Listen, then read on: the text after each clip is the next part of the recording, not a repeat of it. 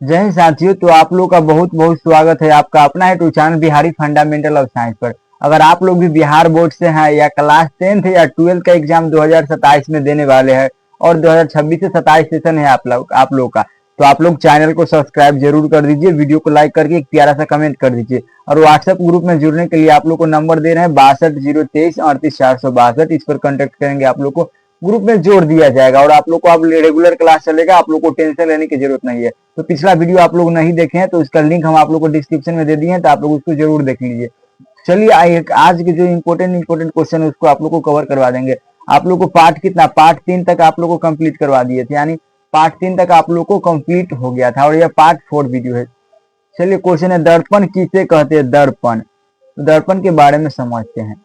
वो ऐसा चिकना और चमकीला सतह जो प्रकाश के परावर्तन के नियम का पालन करता है तथा जिसका एक भाग अवश्य ही रंगा हो, दर्पण कहलाता है। जैसे आप लोग अपने घर में देखते होंगे आईना होगा, तो आप लोग को आईना के पीछे वाला भाग क्या होता है? पेंट कैले रहता है, यानी कि पेंट हुआ रहता है, और आगे के भाग होता है जो चिकना और चमकीला दिखाई देता है, जिस पर टॉर्च बांटिएगा तो फिर से वापस टकरा कर और लौट जाएगा आप लोगों को। तो आप लोग इसको आराम से समझिए, इतना परिभाषा लिख दीजिएगा कि दर्पण किसे कहते हैं। वैसा चिकना और चमकीला सतह जो प्रकाश के परावर्तन के नियम का पालन करता है तथा जिसका एक भाग अवश्य ही रंगा हो, दर्पण कहलाता है। तो आप लोग को दर्पण में इतना लिख दीजिएगा तो आप लोग को 2 नंबर मिल जाएगा। उसके बाद दर्पण मुख्य 3 प्रकार के होते हैं। दर्पण कितने प्रकार के होते हैं? दर्पण मुख्य 3 प्रकार के होते हैं। पहला होता है समतल दर्पण, गोलीय दर्पण और परवलय दर्पण। तो आप लोग को इतना ही तो समझ में आ गया होगा कि समतल दर्पण किसे कहते हैं। इसके बारे में समझते हैं, गोलीय दर्पण और परवलय दर्पण। ये सभी को अभी बारी बारी से समझते हैं। देखिए पहला आ गया समतल दर्पण। समतल दर्पण किसे कहते हैं? तो वैसा दर्पण जिसका परावर्तक सतह समतल हो उसे समतल दर्पण कहते हैं। इसमें बना प्रतिबिंब से हमेशा सीधा, काल्पनिक और बराबर होता है। मतलब समतल दर्पण किसे कहते हैं? समतल दर्पण को आप लोग को समझते हैं। समतल दर्पण किसे कहते हैं? तो ऐसा दर्पण, जैसे देखिए आप लोग को 1 मिनट हम आप लोग को समझा देते हैं। जैसे यहाँ पर वैसा दर्पण, एक ऐसा दर्पण जिसका परावर्तक सतह क्या हो? समतल हो। परावर्तक सतह समतल हो। परावर्तक सतह इसका है ना जो क्या है? समतल है, यानी कि समतल मतलब पूरा प्लेन है, प्लेन समतल है। देखिए यहाँ पर ही समतल है, समतल। तो इतना आप लोग को ऐसे बना देना है समतल दर्पण में कि वैसा दर्पण जिसका परावर्तक सतह कहने का मतलब जो जिससे ना टकरा कर वापस ना आता, जिससे टकरा कर वापस लौट जाता है, तो उसी को हम लोग परावर्तक सतह कहते हैं।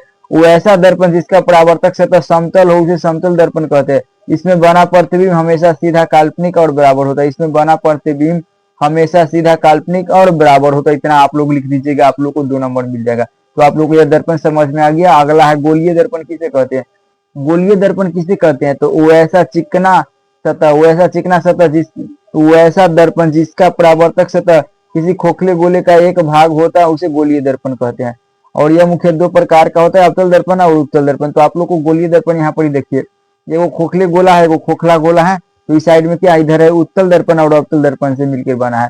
तो इसको परिभाषा होगा, वैसा दर्पण जिसका परावर्तक सतह किसी खोखले गोले का एक भाग होता है उसे अवतल दर्पण कहते हैं। खोखला गोला है और इसका भाग है, और यह बिंदु है जो क्या वो कर्ता केंद्र है, यह मुख्य अक्ष इधर इधर है जो ये क्या है? यह है जो अवतल दर्पण है और यह है जो उत्तल दर्पण है।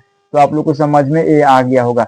और यह मुख्य 2 प्रकार के होते हैं। कितने प्रकार के होते हैं? 2 प्रकार के होते हैं। पहला अवतल दर्पण और उत्तल दर्पण होते हैं। और बारी बारी से समझते हैं अवतल दर्पण किसे कहते हैं और उत्तल दर्पण किसे कहते हैं। देखिए पहले समझते हैं कि अवतल दर्पण किसे कहते हैं। अवतल दर्पण किसे कहते हैं? वैसा दर्पण जिसका परावर्तक सतह धांसा हो उसे अवतल दर्पण कहते हैं। ये देखिए यहाँ पर एक दर्पण है, तो इसका परावर्तक सतह क्या है? धांसा हुआ। परावर्तक सतह क्या हुआ है? धांसा हुआ है।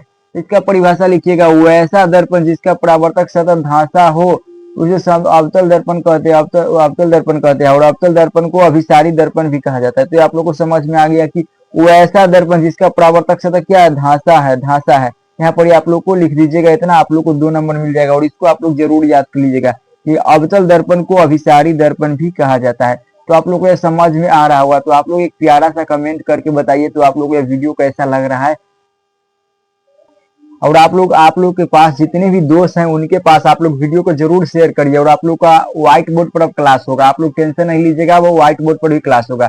उत्तल दर्पण किसे कहते हैं? आप देखिए उत्तल दर्पण, वैसा दर्पण जिसका परावर्तक सतह उभरा हो। उत्तल दर्पण किसे कहते हैं? वैसा दर्पण जिसका परावर्तक सतह उभरा हो उसे उत्तल दर्पण कहा जाता है। उत्तल दर्पण को अभिसारी दर्पण भी अपसारी दर्पण भी कहते हैं। देखिए यहाँ पर एक दर्पण है जिसका परावर्तक सतह क्या है, उभरा हुआ है, मतलब कि दिखाई दे रहा है। यह क्या है, किरणें है और उत्तल दर्पण है। तो इतना आप लोग लिख दीजिएगा कि उत्तल दर्पण किसे कहते हैं। वैसा दर्पण जिसका परावर्तक सतह उभरा हो उसे उत्तल दर्पण कहा जाता है। उत्तल दर्पण को अपसारी दर्पण भी कहा जाता है। उत्तल दर्पण को अपसारी दर्पण भी कहा जाता है। इतना लिखिएगा, आप लोग को 2 नंबर एग्जाम के अंदर मिल जाएगा। और यह क्वेश्चन है जो काफी ज्यादा इंपॉर्टेंट है। अवतल दर्पण के उपयोग को लिखिए, अवतल दर्पण के उपयोग को लिखिए। तो अवतल दर्पण के उपयोग निम्नलिखित है। अवतल दर्पण के उपयोग निम्नलिखित है। हजामती दर्पण के रूप में, हजामती दर्पण के रूप में रोगियों के नाक कान गले देखने में। पहला तो अवतल दर्पण का उपयोग आपके एग्जाम पूछेगा, तो आप लोग को पूछेगा कि अवतल दर्पण के 2 उपयोग लिखिए या 3 उपयोग लिखिए या कितना भी उपयोग आप लोग को पूछेगा, तो आप लोग इस सभी पॉइंट को लिखना है। तो अवतल दर्पण के उपयोग निम्नलिखित है। पहला लिखिएगा आप लोग कि अवतल दर्पण के उपयोग हजामती दर्पण के रूप में, जैसे आप लोग केस कटवाने जाते होंगे तो वहां पर ये ऐना लागल रहता है, तो आप लोगों को केस काटता है तो आप लोग दिखाई देता है आप लोग को बाल कैसे काट रहा है, तो हजामती दर्पण के रूप में किया जाता है। उसके बाद रोगियों के नाक कान गला देखने में, आप लोग डॉक्टर के पास जाते होंगे तो वहां पर ये देखते होंगे कि रोगियों को ना नाक कान और गला देखने में ना अवतल दर्पण का प्रयोग करता है। और सोलर कुकर में, सोलर कुकर यानी सौर कुकर ना होता है जिससे खाना बनता है, उसमें किया जाता है। और सर्च लाइट में, गाड़ी के हेडलाइट में, उसके बाद टॉर्च में भी किया जाता है। और टेबल लैंप, टेबल में जो लैंप, टेबल पर लैंप रहता है इसका उपयोग किया जाता है। तो आप लोग के समझ में आ गया होगा। और अवतल दर्पण के 2 उपयोग आप लोग को लिखने के लिए बोला है। अवतल दर्पण के 2 उपयोग को आप लोगों के लिखने के लिए बोला है। अवतल दर्पण के 2 उपयोग, तो अवतल दर्पण का 2 उपयोग निम्नलिखित है। पहला हजामती दर्पण के रूप में, आप लोग को हजामती में जैसे केस उस काटता है, दाढ़ी उड़ी बनाता है, बाल उल काटता है, तो वहां पर क्या करता है। उसके बाद सोलर कुकर में 2 को लिख दीजिएगा। उसके बाद चलिए और क्वेश्चन है अगला, गोलीय दर्पण से संबंधित कुछ महत्वपूर्ण बिंदु।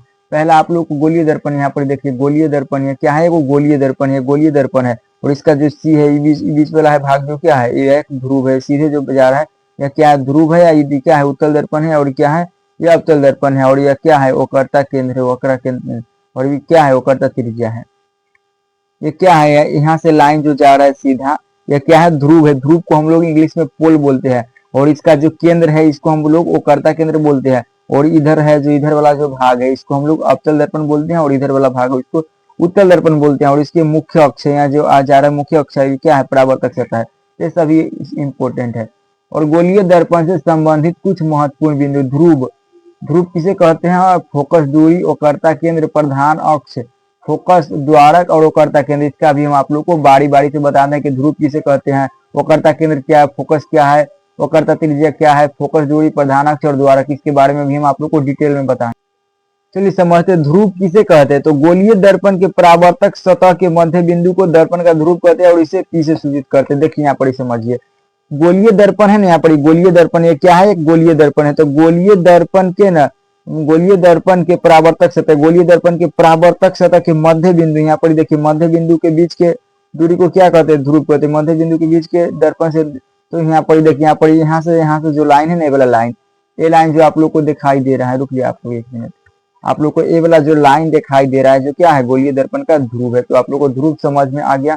उसके बाद वक्रता केंद्र किसे कहते हैं, वक्रता केंद्र, तो दर्पण जिस खोखले गोले का भाग होता है उसके केंद्र को ही दर्पण का ध्रुव कहते हैं। और इसे सी से सूचित किया जाता है, वक्रता केंद्र।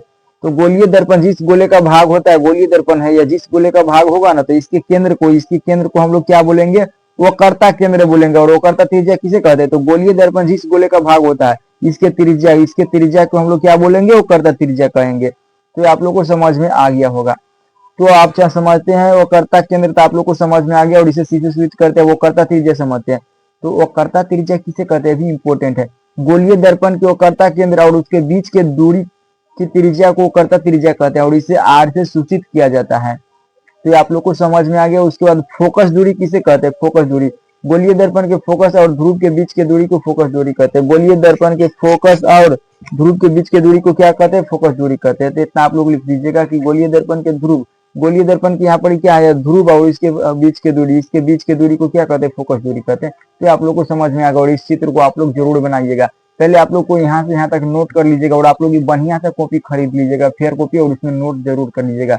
तो समझ में आ गया। उसके बाद प्रधान अक्ष किसे कहते हैं, गोलीय दर्पण के वक्रता केंद्र और ध्रुव से होकर जाने वाली रेखा को प्रधान अक्ष कहते हैं। गोलीय दर्पण के वक्रता केंद्र और ध्रुव से होकर जाने वाली रेखा को प्रधान अक्ष कहते हैं और इसे एक्स से डैश से सूचित किया जाता है।